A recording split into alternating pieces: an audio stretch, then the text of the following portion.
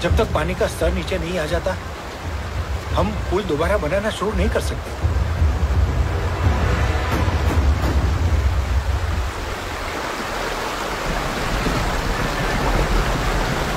उस किनारे पर बहुत हलचल है।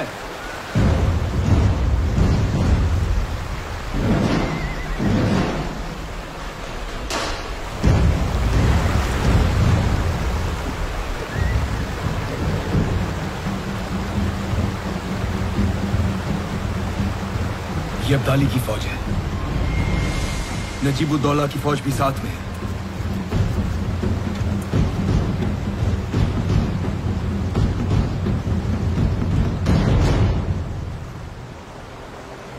ये दूसरे ध्वज किसके?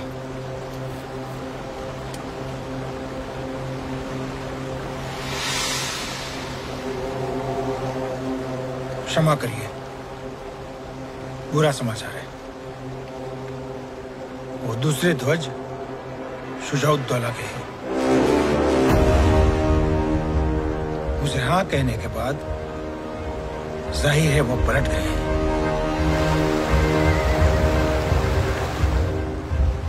शुजाउद्दौला ने हमारे साथ विश्वासघात किया है।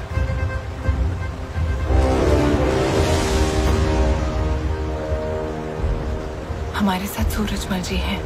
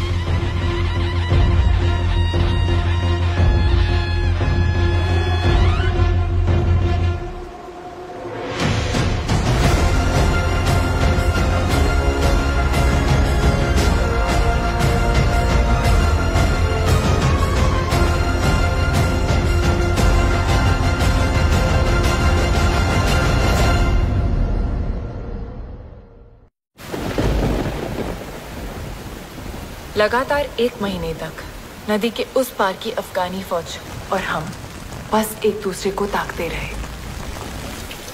जो मुहिम अब तक उमंगों भरी थी, अब अपना भयानक चेहरा दिखाने लगी। श्रीमंत, पुल नहीं बन सकता।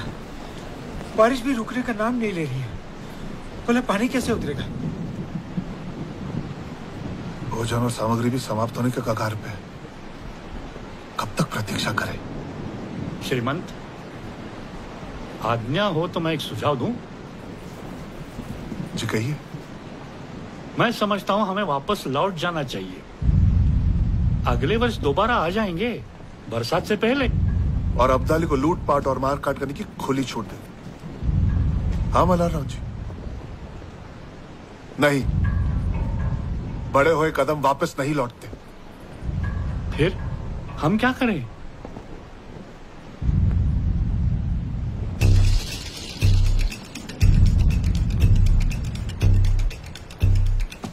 अगर हम नदी पार नहीं कर सकते तो इसका मतलब वो भी नहीं कर सकता। हाँ तो हम पीछे लौटने के बजाय आगे बढ़ेंगे। मैं नहीं समझो। राजा जी, हमारी योजना क्या थी? हम रोहिलाबाद में नजीब और अब्दाली को परास्त करके दिल्ली जाएंगे। लेकिन अब क्योंकि हम यमुना पार नहीं कर सकते, हमारे पास आगे बढ़ने का एक ही रास्ता है।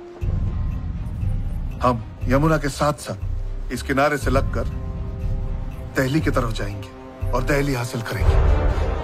और एक बार दिल्ली पे अधिकार जमा लिया तो हम वहीं से यमुना पार करेंगे और अब्दाली पर हमला बोल देंगे। ये बहुत अच्छी योजना है श्रीमंत। अच्छी है, सच्चाई अच्छी है। लेकिन काका, भोजन सामग्री के बिना हम दिल्ली तक पहुंचेंगे कैसे? सूरजमल जी, मल्हारराव जी, इस तरफ कोई ऐसा है जिसे संपर्क कर सकते हैं?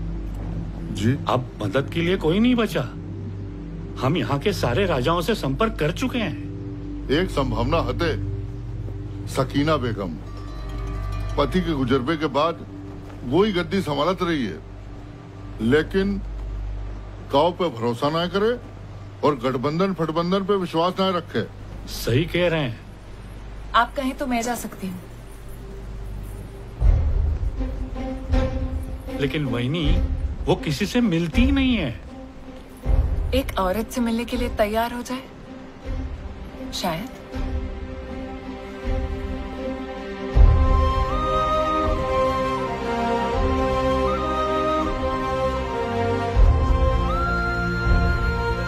आपको जाना चाहिए।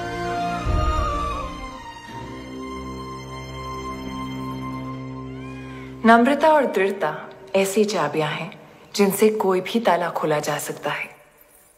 कई संदेश भेजने के बाद सकीना बेगम मुझसे मिलने के लिए तैयार हो गई। चश्मे नूर, राहते दर्दे रियाया, जीनते मुल्क, बेगम सकीना तशरीफ ला रही है। श्रीमंत सदाशिवराव भाऊ पेशवा की धर्मपत्नी पेशवीन पार्वती बाई। तशरीफ रखिए।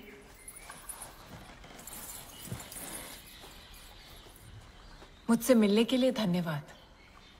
आप हमसे क्या चाहती हैं?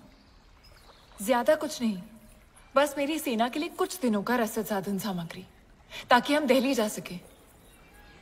बहुत उम्मीद लेकर आई हूं कि आप मदद करेंगी।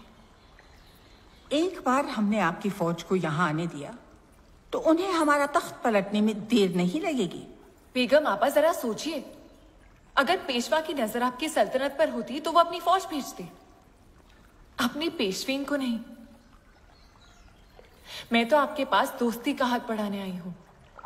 पार्वती बाई, दोस्तों से ज्यादा डर लगता है। आप दिल्ली क्यों जा रही हैं? अहमद शाह अब्दाली को रोकने। तब तो और भी मुश्किल है।